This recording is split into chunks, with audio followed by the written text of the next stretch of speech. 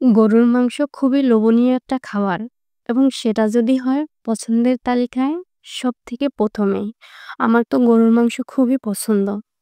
মানে আমি ছোটবেলা থাকি গরুর মাংস খেতে খুব পছন্দ করি। হ্যালো এভরিওয়ান, আসসালামু আলাইকুম। আশা করি সবাই ভালো আছেন। আজকে আমি আপনাদের সাথে গরুর মাংস না, আমি আজকে আপনাদের সাথে শেয়ার করব গরুর হাড্ডি রান্না করা। তো বাজার থেকে গরুর মাংস কিনে নিয়ে আসছিলাম। সেখানে ছিল বড় সাইজের অনেকগুলো হাড্ডি। তো গরুর মাংসগুলো থেকে আমি বিরিয়ানি রান্না করছিলাম। তো ভাবছিলাম গরুর হাড্ডিগুলো আমি ফেলে দিব না। কারণ এটার সাথেও চর্বি এবং মাংস মিক্স করা আছে। এজন্য আমি গরুর হাড্ডিগুলো ফেলে দিলাম না। গরুর হাড্ডিগুলো ফেলে না দিয়ে আমি গরুর হাড্ডিগুলো রেখে দিয়েছিলাম ফ্রিজিং করে। তো এখন যেহেতু রোজা আসছে, তো গরুর মাংস অ ইফতারির পরে কিন্তু খেতে বাদ দিয়ে ভালোই লাগে। তো আমি ভাবলাম যেহেতু বাসায় গরুর মাংস নাই, গরুর হাড্ডিগুলোও আছে, সেগুলো রান্না করে ফেলি।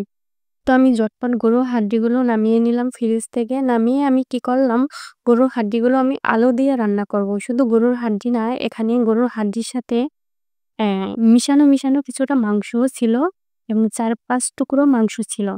এই যে দেখেন, আমি গরুর মাংসটা আমি আজকে হাতে মাখিয়ে রান্না করব। ১ম এই আমি হাতে মাখিয়ে ভালোমতো চুলার উপরে বসিয়ে দিয়েছি। তারপর আমি ভালোমতো কষিয়ে নিয়েছি। তারপরে এখানে আমি দিয়ে দিয়েছি পরিমাণ মতো পানি। এটা কিন্তু আমি অফ ক্যামেরাতে ভালোমতো সিদ্ধ করে নিয়েছিলাম। পরে আমি এখানে দিয়ে দিব গোটা আলু। আলুগুলো আমি এখানে লাল আলুগুলো দিয়ে নিয়েছি। লাল আলুগুলো আমার পছন্দের তালিকায় ১ম এ। আমি লাল আলু ছাড়া মানে আমার কাছে ভালো লাগে না। এমনিতেই আমি আলু খেতে পছন্দ করি না।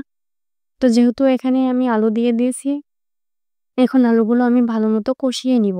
দেখেন আমি কিন্তু ভালোমতো কষিয়ে নিচ্ছি। তো গোশটা কিন্তু ১/৩ সিদ্ধ হয়ে যাওয়ার পরে আমি আলুটা দিয়ে দিয়েছি। কারণ আলুটা যদি আমি আগিয়ে দিই আলুটা কিন্তু গলে যাবে।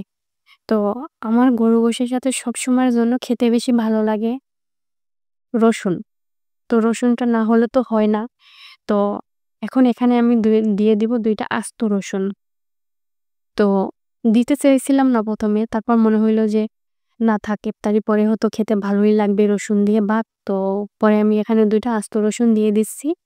রসুন দুটো দিয়ে আমি ভালোমতো মাংসটা কষিয়ে নিব। তো আপনারাও কিন্তু চাইলে যখন বিরিয়ানি রান্না করেন সাথে যে হাড্ডিগুলো থাকেন, চাইলে ফেলে না দিয়ে রান্না করে খেয়ে ফেলতে পারেন। কারণ এগুলা কিন্তু ফেলে দেওয়ার জিনিস না। অনেকে বলতে পারেন, "ছি এগুলো খায়?" হয়তো আপনারা খান না, আমি খাই। কারণ আমি হাড্ডি প্রিয় মানুষ। আমার কাছে হাড্ডি খেতে খুবই ভালো লাগে।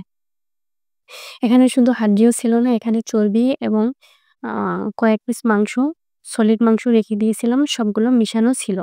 এখন এগুলো দেখেন আমি ভালোমতো কষিয়ে এখানে আমি পরিমাণ মতো পানি দিয়ে দিয়েছি। এটা আমি সামান্য জোল করে রান্না করব। এ পর্যায়ে দেখেন ক্যামেরাতে না কালারটা সম্পূর্ণ আসতেছে না। খুব সুন্দর কালার আসছিল। এ পর্যায়ে কিন্তু আমার রান্নাটা হয়ে গেছে। এভাবে আপনারাও বিরিয়ানি রান্না করার পরে যদি আপনার চর্বি, হাড্ডি এবং সামান্য কিছু মাংস থাকে এগুলো ফেলে না দিয়ে এভাবে রেখে দিতে পারেন। কোনো এক সময় এভাবে আলু অথবা আ বুটের ডাল আছে এগুলো দিয়ে রান্না করে খেয়ে ফেলতে পারেন বাসার সবাই মিলে। খেতে কিন্তু দারুণ লাগে। গরুর মাংস কোনো জিনিসই কিন্তু ফেলে দেওয়ার মতো নয়। আমার তো গরুর মাংস সবসময়ের জন্য যেভাবেই রান্না করি আমার খুব ভালো লাগে। তবে আমার বাসায় সবাই বলে আমার হাতের নাকি গরুর মাংস রান্না করা অনেক ভালো হয়। আমার ভাই তো আমার হাতে গরুর মাংস রান্না করা ওর খুব ভালো লাগে।